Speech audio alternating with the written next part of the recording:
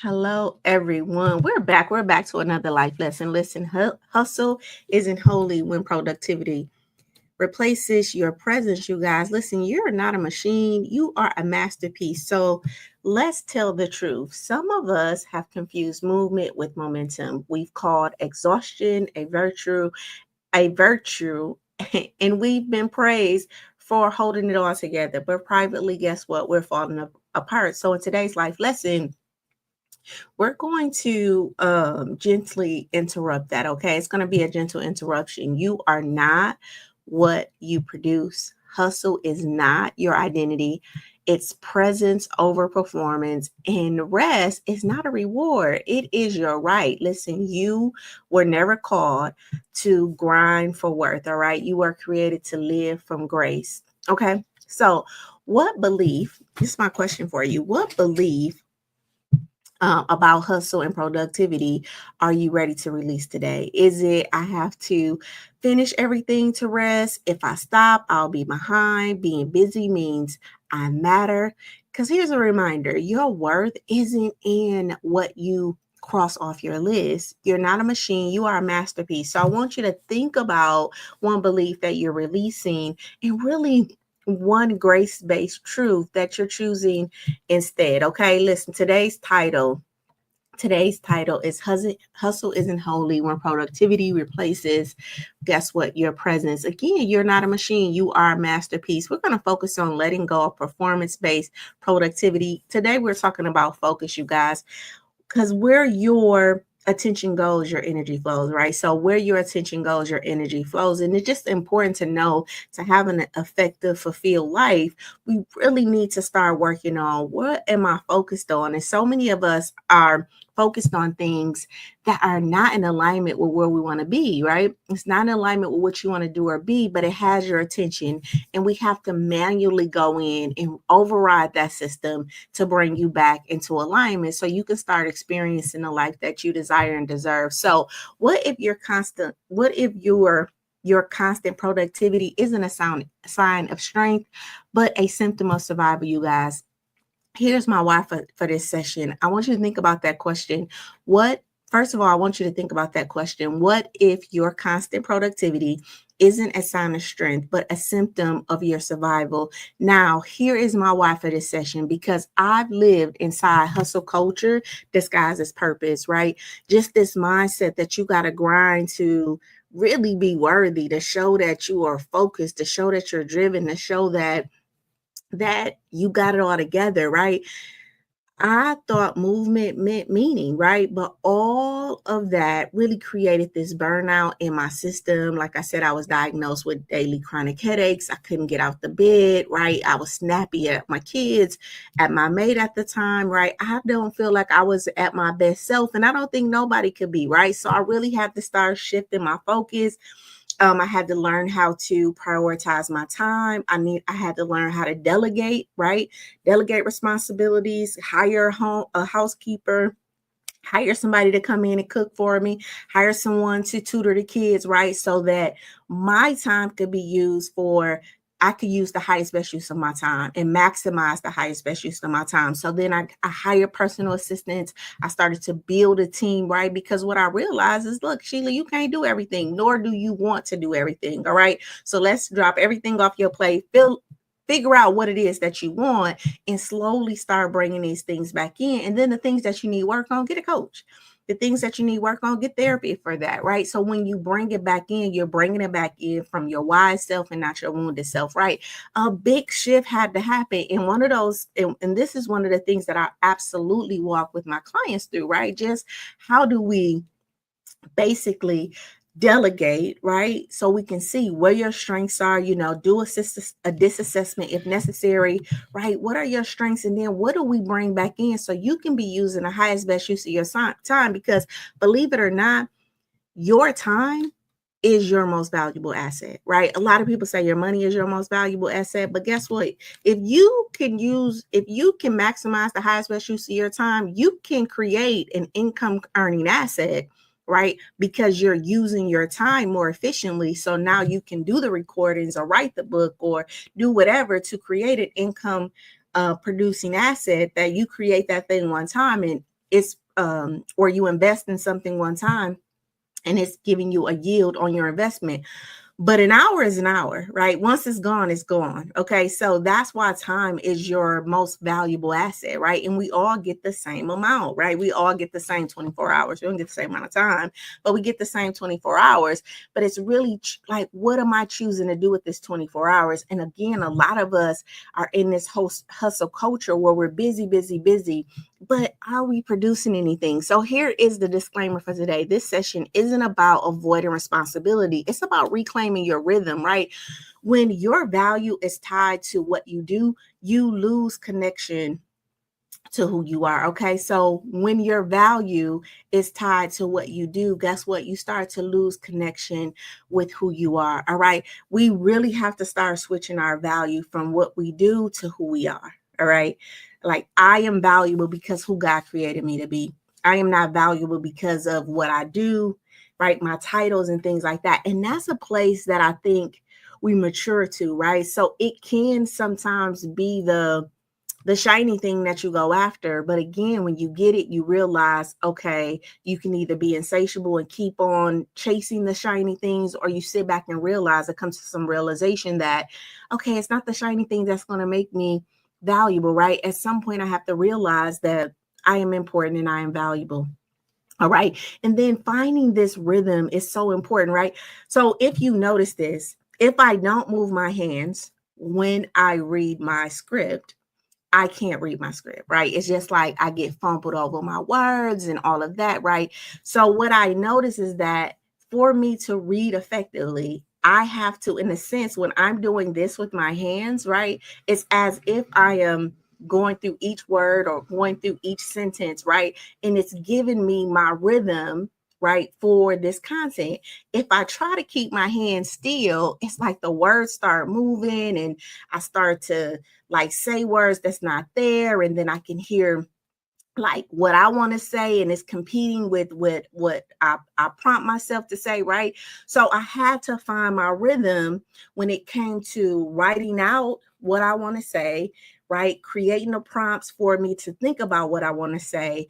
And what I realized was my rhythm was in my hands, right? My rhythm was in my hands. But if y'all remember, the first time that I started doing it, right, when I moved my hands, my camera would move. So I had to get another camera that didn't move with my hands so that I can stay in my rhythm. And then the faster I go like this, right, then the faster I can read. And the slower I go, then the slower I read. So I want you to think about that, because that's a perfect example to really finding what's your rhythm, right? What's your flow? Some people rhythm are 4 o'clock in the morning, right? Some people rhythm is 4 o'clock in the afternoon. Some people rhythm is, 11 o'clock. Like, I could say that I am a night owl. Like, if I allowed myself, I could probably create a whole business between the hours of, I don't know, 12 at night and 6 in the morning. I could probably create a whole, between 12 and 6, I probably could create, in my mind, I just said a whole world, right? I could though, right? Because everything is quiet.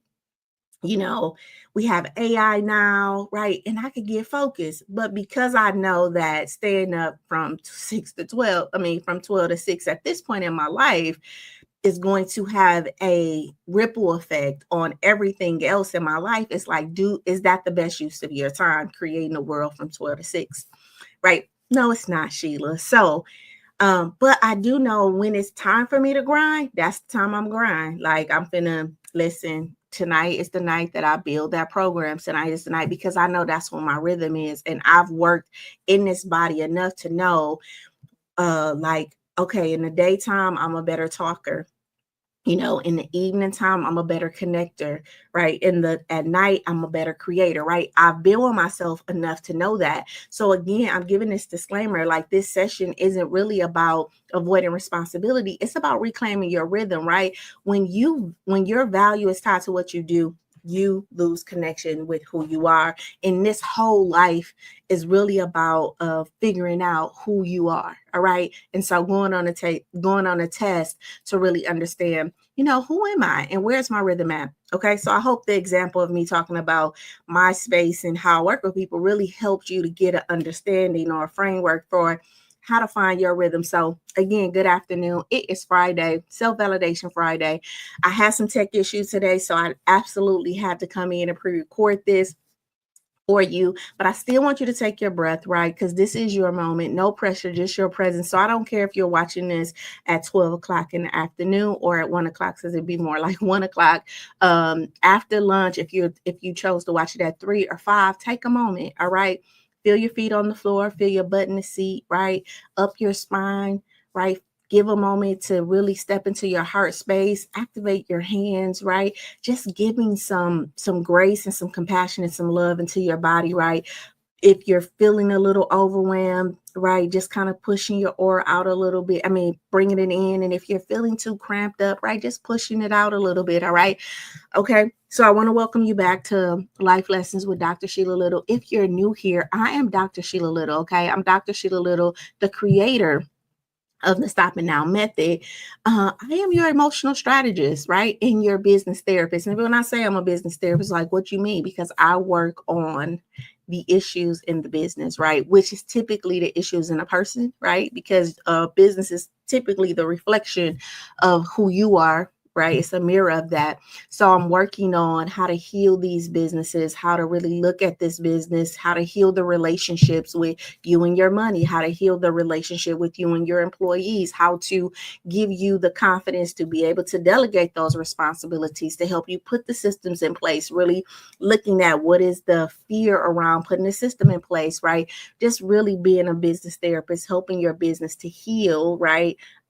Past its limitations so that it can grow and expand. All right. So emotional therapist and emotional strategist and business therapist. And I want to welcome you back to Project Life. Project Life is a part of I want to welcome you back to Life Lessons. Life Lessons is a part of Project Life, and Project Life is where we turn theory into practice. So I want you to drop a word in the chat. Let me know how you're feeling on this self-validating Friday, right? I'm feeling good. I'm feeling really good. We're already 12 minutes in, so let's get started with today's session. Who is this session for? Who is this session for? Well, let's talk about this. We're talking about surrendering to perfection, right? So really releasing pressure, shifting identity, living from grace and not grind, right? So on our first show, we talked about the love of self, right? You don't have to be polished to be powerful, right? Our focus is really on how perfectionism really distorts your self-worth, right? And the whole thing was like, you don't have to get it right to be worthy, all right? I really tried to help you uncover how perfectionism begins as protection at first, but becomes an identity, right? We challenged the belief that your value was tied to how you put things together and how you really look at yourself and how you feel. And then yesterday we talked about your interactions with others, right? Approval isn't peace. When connection becomes performance, right? So we looked at or focused on people pleasing, emotional labor, and rationalizing or rationally lying for your reason for perfection, right? Peace that excludes your truth, guess what, is not peace, it's performance. And so today we're going to talk about hustle isn't holy when productivity replaces what your presence. So we're really looking at breaking the link between your productivity and your identity. You're not a machine. All right. You are a masterpiece. You are a masterpiece. All right. So this week we've been surrendering to perfectionism, not just in theory, but in real life, you guys. Again, on Monday, we laid down, or on Wednesday, we laid down the lie that your worth was in your image, right? Or in what you produce. And then on Thursday, we stopped performing for approval in relationships. And today we're breaking up with the hustle as an identity. All right. You are not here to grind. You are here to rest in grace. All right. To rest in grace. So who this session is for? It's for you if you feel guilty for resting unless everything is done. This is for you if you define your day by how much you have accomplished. This is for you if you secretly believe that rest is a reward and not a right. All right. So here's your powerful quote. You are not a machine. You are a masterpiece. All right. So let's talk about this. Perfectionism tells us hustle equates holiness. that you earn your worth by doing, by fixing, and by producing, but God never caused you to grind for your value. Okay, so today we're replacing performance with your presence, so you can really feel grounded in who you are, not what you do. All right. Again, I had one client that say to me, I feel anxious when I sit down, like I'm falling behind. Right. But when we trace back the origin of this, right, what we realized was that there was a childhood praise that she received. And that praise would sound something like, you're such a hard worker, right? Her worth got locked into her hustle, right? And I know that a lot of us, our praise got locked into being the all A student or the great athlete, right?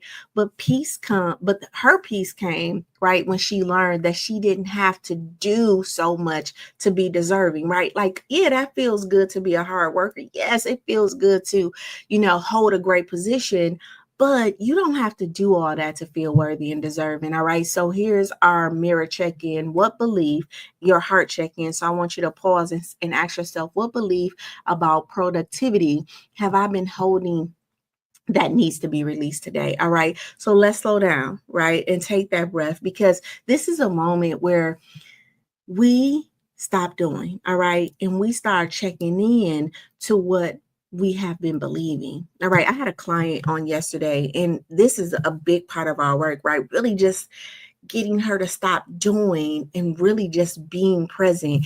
And every time we have a breakthrough, she'll say, like, okay, what do I do? What do I do? What do I do? What do I do? And it tickles us now, right? Because at this point, she catches herself really in this, what do I do? What do I do? Right. And so I had gave her something to do or whatever. And she was like, oh, unbraiding, right? So it was all about unbraiding or whatever.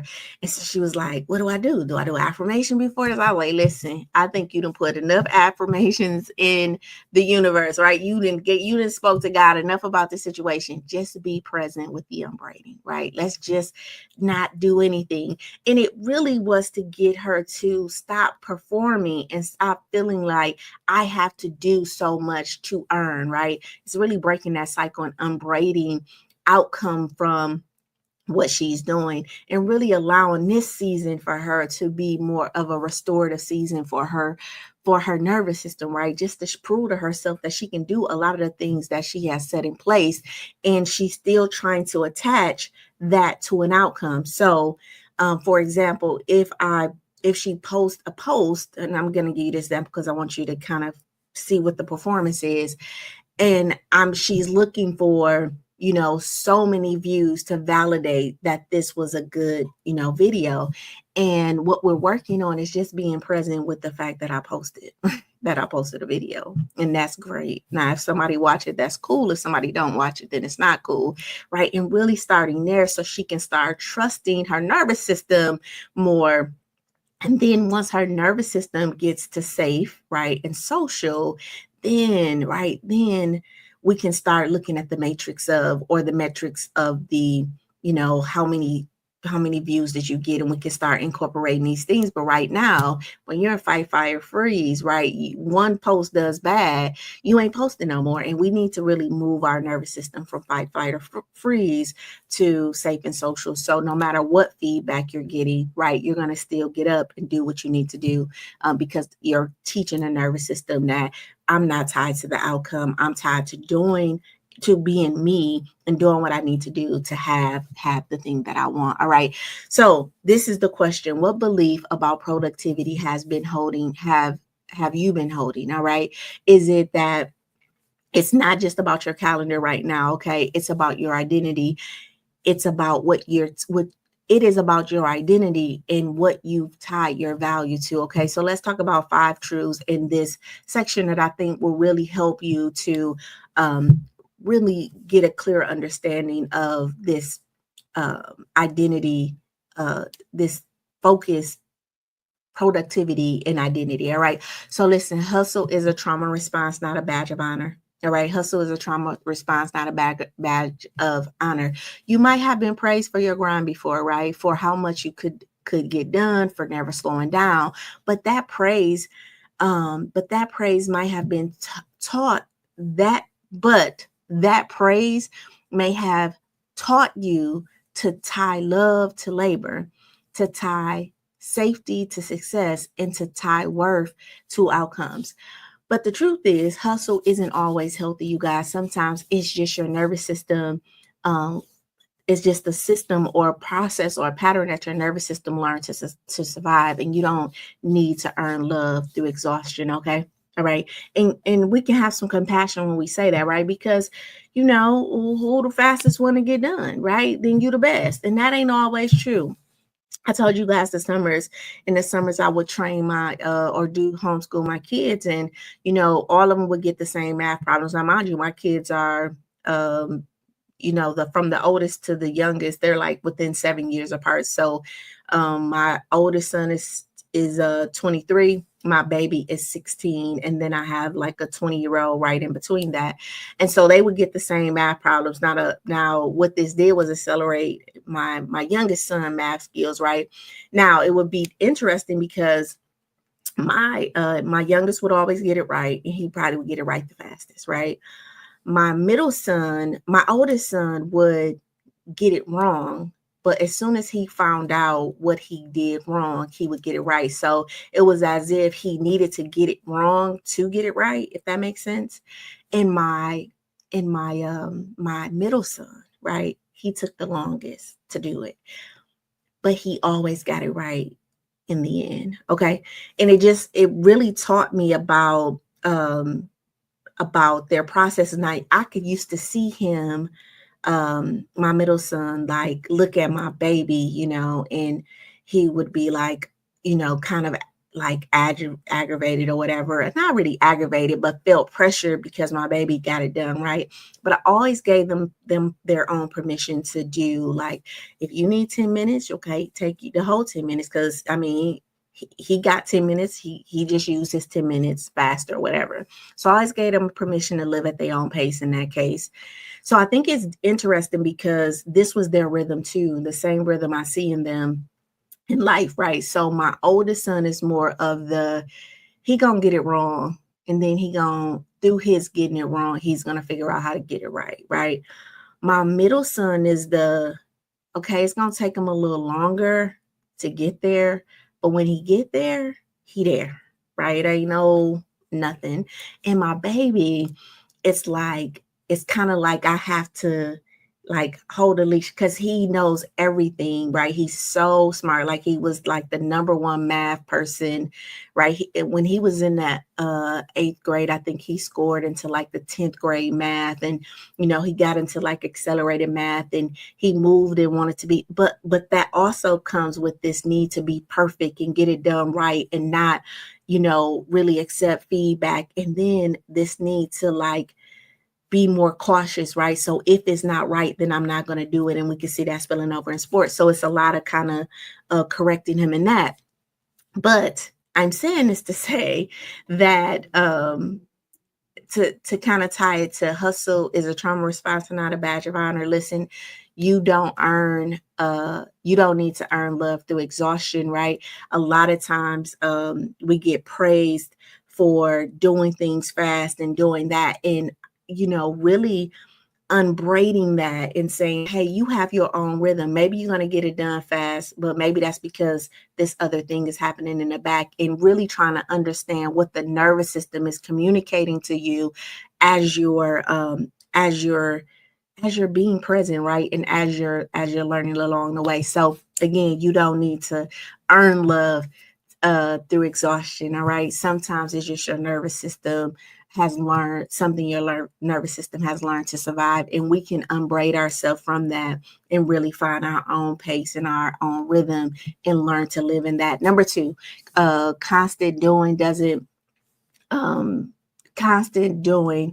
disconnects you from being. All right. So listen, when you are doing, always fixing and always producing, guess what? You forget how to be. All right. You start to really identify with what you checked off, not with what you are when you are still. All right. So when you start to identify with the checklist, now your worth is more fixated on how much you've accomplished versus just the mere fact that you have the opportunity to accomplish that. All right. And here's the cost of that. Constant doing really starts to mute the soul. All right. It's loud on the outside, but silent on the inside. And what if today you pause long enough to really hear yourself again? All right. We want to kind of get louder on the inside and start to hear our own needs, wants, and desires, right? So we can make space for those. Number 3, your value doesn't increase with your output. I know we think it does, but it doesn't. All right. So let's say this plain, and I want to say it again. Your worth is not up for a performance review. It's never been up for a performance review. So I don't care what nobody says, your worth is never going to be tied to your performance. All right. You're not more valuable because you did more today. You're not less lovable because you have a to-do list, because there's still things on your to-do list that still needs to be completed. All right. You are not what you produce. You are not your pace. You are not your progress. You are valuable just because you exist. All right. And because of that, you can take a full stop, breathe, right, for a moment, and just love you, right? Love you, the vessel that's able to do the things you do, but just be with you for a minute. All right. And just breathe you in. Right. And kind of unbraid you or unplug you from all of the things that you have deemed, the things that you have deemed made you worthy. All right. One of the exercises that I like to do with my clients is like literally unplugging, right? So everything that you have plugged yourself into, right? Let's unplug that, right? And let you feel just being present with you, right? So I know you feel like you're valuable as a mother or father, but let's just unplug that. And then, because you're a CEO of a business and because you drive this type of car, because you have this much in your account or don't have, right? Let's just unplug, right? Take all the plugs out of everywhere and just plug them into you. All right. And just feel your source, right? Just be with you. All right. Now we gonna plug back in, right? Because there is a doing aspect of life. We just don't want to. What we want to do is retrain the nervous system from I need to plug in to feel safe to I am safe without plugging into anything. Okay. Because I am already plugged into a source that is greater than me, that has already aligned, advanced, or that has already educated, edified, and empowered who I am. All right. So when I plug back in, it's only a testament of who I am, and it's not creating who I am. All right. And that's just from a very much a wise place, right? There is a wisdom in doing, and I don't want to get that, because even the words, the Bible talks about that, right? But I just think that we have programmed and we are not moving and we're not growing and we're not really feeling as fulfilled because we have learned from this womb place, and we're really trying to unplug so that we can plug back in to when we plug back in, it's from our wise self, right? And we could be doing the same thing. It's kind of like if you had a plug in I don't know, the cord was broke or a wire was broken, you unplugging it to fix that wire to, so that all the full circuits and all the fullness of the wires connection is back together before we plug it back in. All right. Number 4, rest is not weakness, it's wisdom. All right, listen, rest is not laziness, rest is not quitting, and rest is not failure. Rest is resistance, rest is regulation, and rest is remembering that your body is not built for endless output. All right, you don't need to collapse to give yourself permission to pause. Wisdom listens. All right, wisdom listens to your energy before your burnout demands it. All right. So wisdom listens to your energy before your burnout demands it. And last but not least in this section, peace is found in your presence, not in your performance. All right. You don't get peace by doing more. You get peace by doing what's aligned. All right. You can't, hold on one second.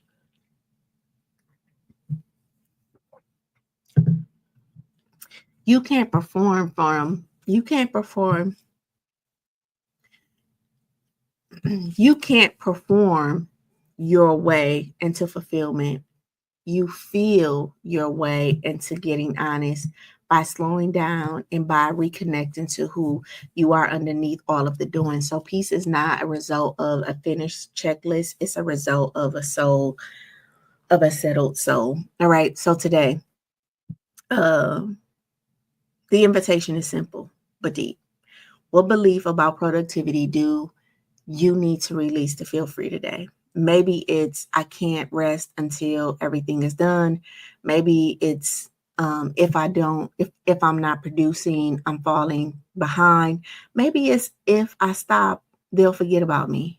Whatever it is, let's lay it down, then pick it up with peace, right? Pick it up with presence, and then pick it up what with you, all right, with your highest, best self. Because here's the truth: you are not your productivity, because hustle keeps you in emotional debt, always owing more. All right.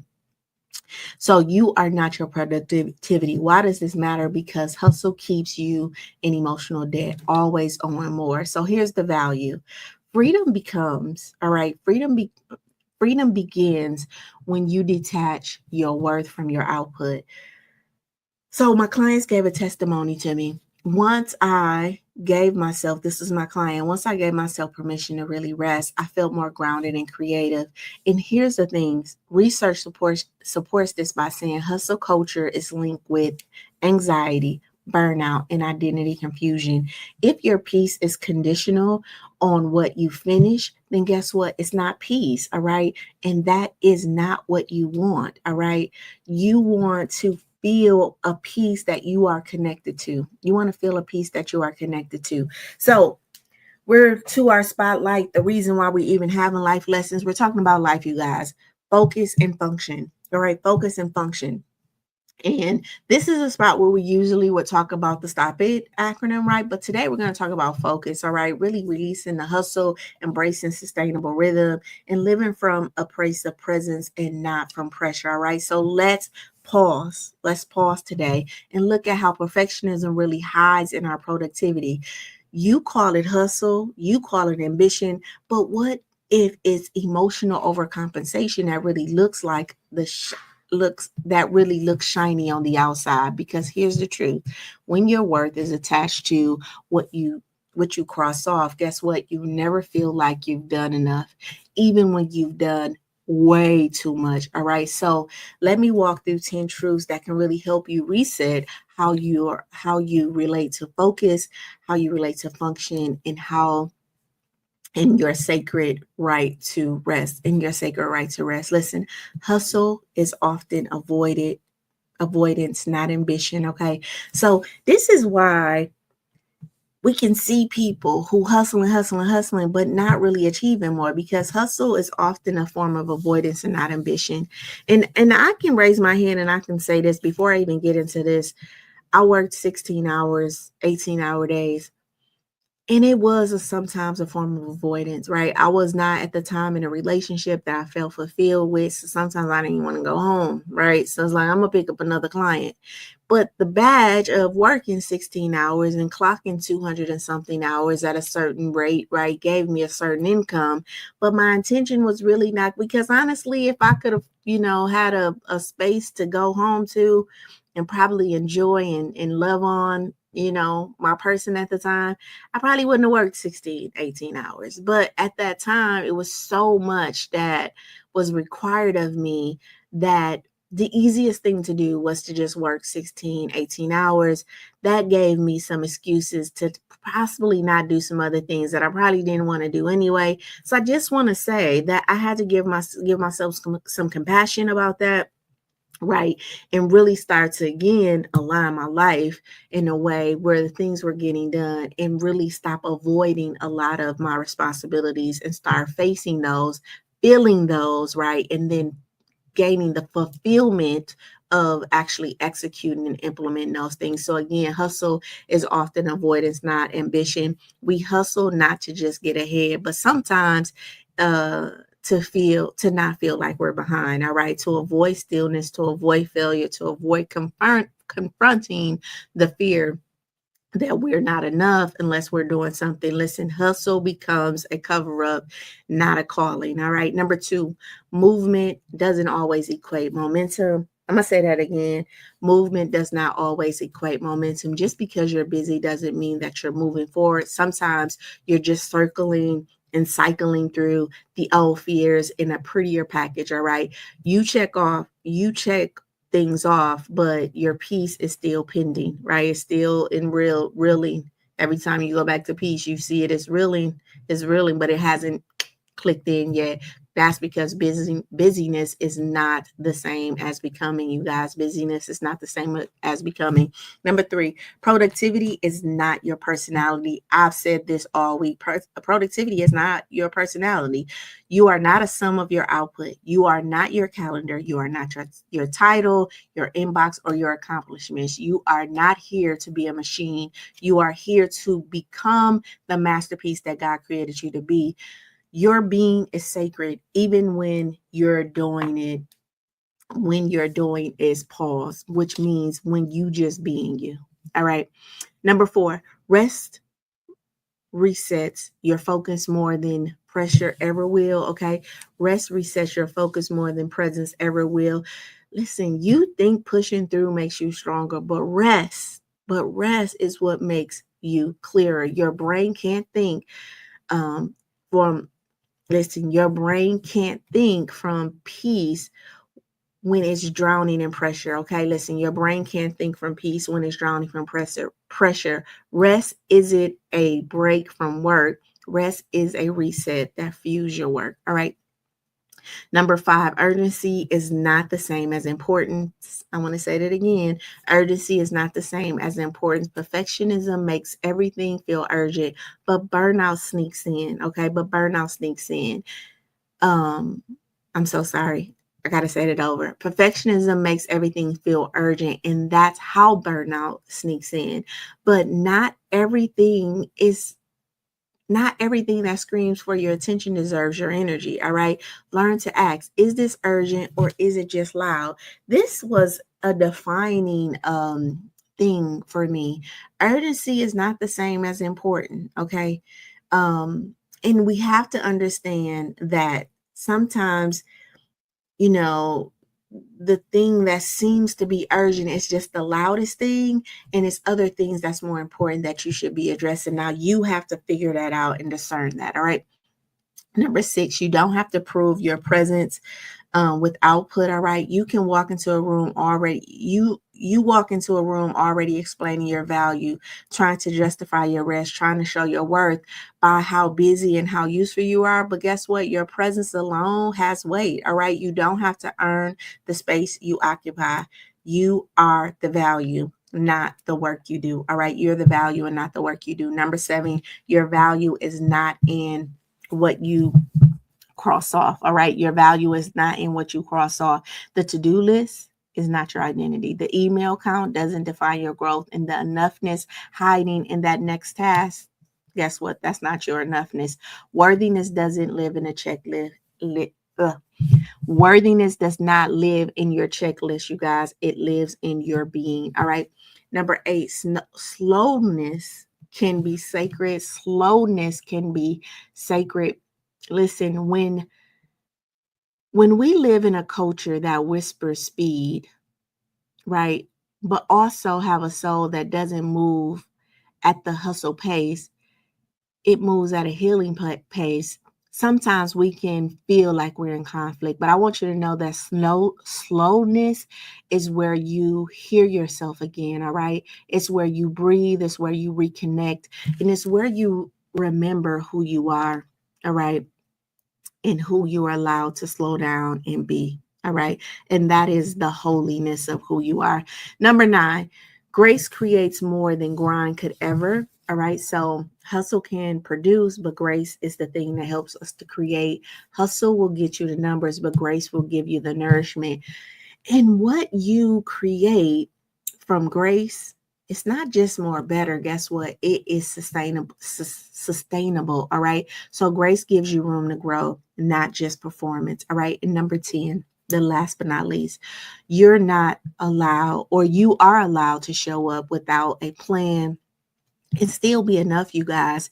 Every moment doesn't need to be optimized. Every conversation doesn't need to be an agenda, and every day doesn't need to end with an achievement. You are allowed to be unstructured and still worthy. You are allowed to rest and still become. You are not behind. You are just in rhythm or learning to be in rhythm. All right. So, in closing, you don't need to prove your purpose by exhausting your needs or exhausting yourself to meet them. You don't need to achieve your way to alignment. Your power is already in your presence, not in your productivity. All right, not in your productivity. Now, here's the powerful thing: when you find your power in your presence, then you will find that you are more productive because you are more in alignment, right? And so the thing that you produce has more value, right? So in my family, when I became, and I'm just giving this as an example, when I became more aligned and more focused and delegated more, guess what? More things got, and started to trust myself, right? Started to trust the family more. Then guess what? More space got covered, right? More things got done.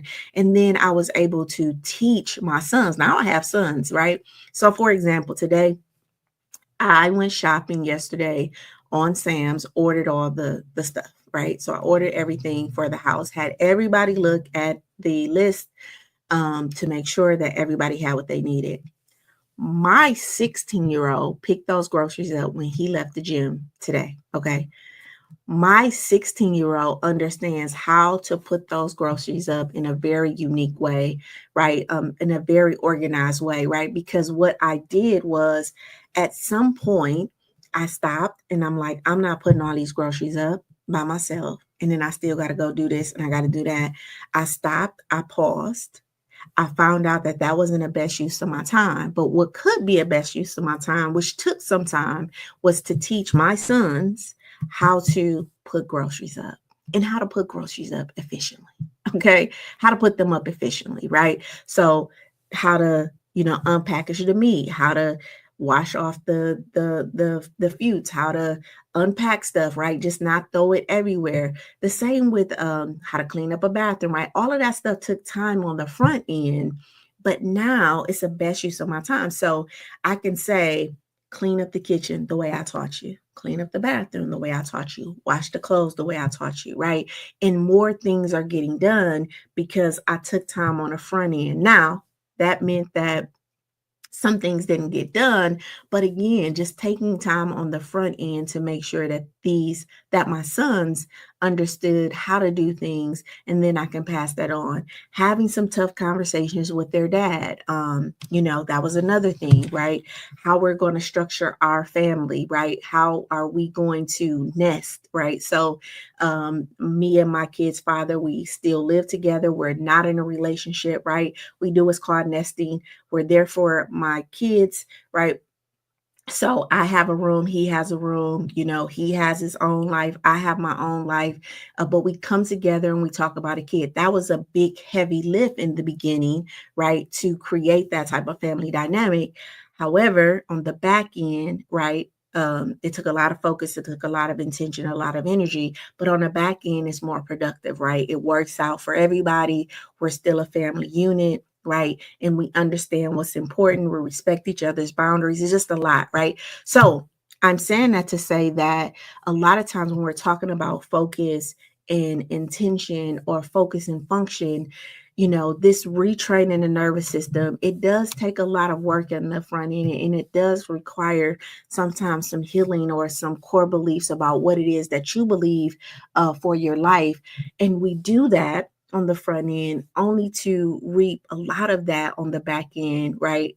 So it is more of a cause and effect type of thing, but it's definitely worth it in the end. All right.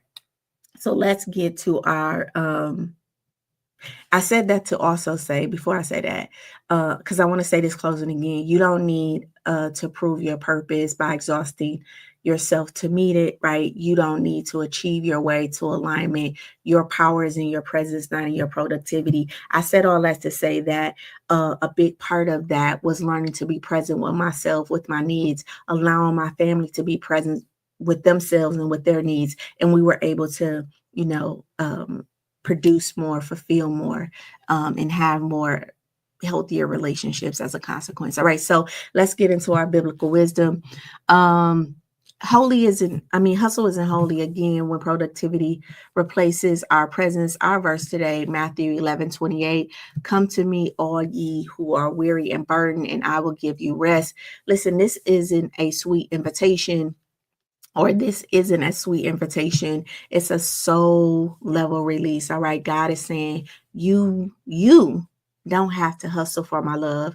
You don't have to grind for my attention. You don't have to be perfect to be welcomed. All right. To be welcomed. This verse tells you that rest is not a reward, you guys. It is getting a Rest is not a reward for getting everything done. So let me say that again. This verse tells you that rest is not a reward for getting everything done. It's the starting place of your relationship with God. All right. It also is an emotional permission slip. You don't have to be useful to be worthy. You don't have to collapse, right? You don't have to collapse to rest. And what it's doing is what it's saying is that you're invited to stop and be simply because you are his. All right. Listen, this isn't about the God in the cloud that's demanding productivity. This is about God who dwells within you, saying, I live in you, not in your checklist. I move with you, not your pace, right? I move with you, not your pace. All right. I'm not looking for your hustle. I'm listening for your heart. All right. The Spirit of God in you is not fueled by pressure, right? It doesn't thrive in burnout. It thrives in your presence, it thrives in your peace, and it thrives in your rhythm. Okay. So rest is not just allowed, it's in a divine alignment. Now, how does this tie with neuroscience? Here's what the science tells us about this. Chronic hustle keeps your nervous system in survival mode. So chronic hustle keeps you in fight, flight, freeze, or fawn. What that means is that if you're trying to manifest the life you want and you're working 18 hours, guess what? You're in fight, freeze, or fawn. That means that your nervous system is in, guess what? Survival mode. As long as you're in survival mode, you are in, I'm gonna keep being on this rat race because this pattern, this same old pattern behavior, because guess what? It's what's safe. All right. The other thing that this science tells us is that your brain becomes overloaded with cortisol, right? And can't access clarity, creativity, and calm. Okay. So when your brain becomes overloaded with cortisol, it can't access clarity, creativity, and calm. And also, we understand that cortisol levels is also tied to, you know, weight. All right. And then the last thing, but rest, true rest, right, activates the parasympathetic nervous system. What is that? This is where healing, this is where balance, and this is where emotional regulation begins. So when you rest, guess what? You don't fall behind. You come back to yourself. So science is confirming what the Spirit has already said. You were not meant to run forever, all right, to be on forever. So again, come to me, all you who are weary and burdened, and I will give you rest. And science confirms this by saying that true rest activates the parasympathetic nervous system, and this is where healing, balance, and emotional regulation happens. And when we don't have that, when we're hustling and when we chronically hustle and don't get our rest, our nervous system stays in survival mode, which is fight, freeze, or fawn. All right. All right. So our promise verse is Psalms 46:10. Be still and know that I am God. Listen, be still and know that I am God. This verse doesn't say be still when it's convenient. It says be still now. because stillness is how you know him. Stillness is not lazy. Stillness is not passiveness, and stillness is not spirit. Ugh. Stillness is not lazy. Stillness is not pass passiveness, right? Stillness is spiritual intimacy. This verse is really here to invite you into a space where you don't have to perform to really hear God, all right? Where the goal isn't movement, it's knowing. So stillness is where the God in you gets loud again, right? When you don't, or when you stop chasing the next thing, when you stop hustling to feel valuable, you start to remember he lives in me, he speaks to me, and he moves, right? Or he still moves in silence. The Spirit of God is not activated by producing, all right? He whispers in your pause and he meets you in your quiet, all right?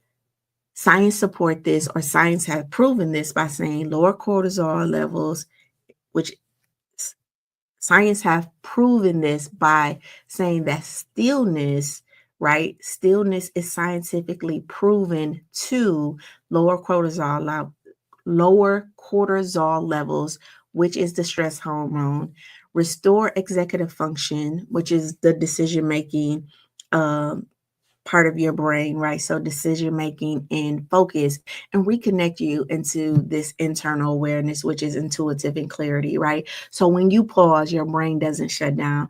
It actually becomes more attuned to purpose and your presence. So stillness doesn't slow you down. It actually makes your next step a lot more clearer. All right. So here's what I got to ask you. What would your day feel like, or what would your day feel like if you didn't have to earn your worth through knowing? Let that sit in your heart. You don't have to perform to be present. You don't have to hustle to be held. And you don't have to earn your rest, you guys. It's already yours. So let's put this into practice before we wrap up today's conversation. All right. So here's your action steps. Block out 30 seconds or block out 30 minutes today for intentional rest. All right. Just block it out. I'm going to rest for 30 minutes. All right. Choose one task to release from your to-do list, and then say this out loud. I am still worthy even when I do not produce. One of the greatest producing hacks that I have incorporated in my life is one mandatory thing I need to do, and then two things that is going to get me a little closer, right? So I really only have three things on my to-do list. One mandatory thing that needs to get done by the end of the day. I'm always waking up to that. And then two things that I can move the needle forward on. All right, so I'm going to do two things to move the needle forward on these two things. Now, once I get those done, I'm done, right? Now, if I want to come back and create, I can, right? But some of us have 20, 30, 50 things on our to-do list. And it's like, so do you think when you do that, like you're going to in some way be better? You're going to feel better. You may feel some relief because that thing is done. But if it's done in the intention that it's going to make you more important, or that it's tied, that outcome is tied to your value, then guess what? You're just going to fill the list up again. All right. Right. So the relief then is just short lived. All right. Here's your journal prompt for today. Where have I equated productivity with my identity? And your affirmation: I am not what I do. I am who I am, and that is enough. Let me say it again for the people in the back. All right. I am not what I do. I am who I am, and that's enough. Your intention statement for today. Today, I value presence over performance. And then your bonus challenge. I want you to take a 10-minute stillness break, no phones, no goals, just you. 10 minutes. You can't do 10 minutes, do 1 minute, right? Just put your timer on, sit with yourself for 1 minute and see how that feels to your body. All right. And you already know if you're ready to really unlearn unlearn hustle and relearn grace, Project Life is open right at SheilaLittle.com/life. And I'm always going to do that call, that challenge, and that charge. So I'm calling them, asking you, what would change if you stop hustling for worth? All right. My challenge to you is give yourself permission to be present today. And then your charge: you are a masterpiece, not a machine. All right. My closing reminder to you, you don't have to push to be powerful. Your peace is your power, right? Your peace is your power. We're going to wrap up this series tomorrow, really talking about living from your rhythm and not from performance, right? It is a grace interaction, all right? Your takeaway for today, you don't have to hustle to be holy. You just have to be here. You just have to be here, okay? You just have to be here. So if this session really resonated with you and you are walking away with some insights today, I want you to do something for me. Drop a fire in the chat. All right. Drop a fire in the chat. And remember, if you can shape it in your mind, guess what? You can have it in your life. I want you to know that I love you. I love you. I love you. And I will see you tomorrow. Guess what? For that life lesson.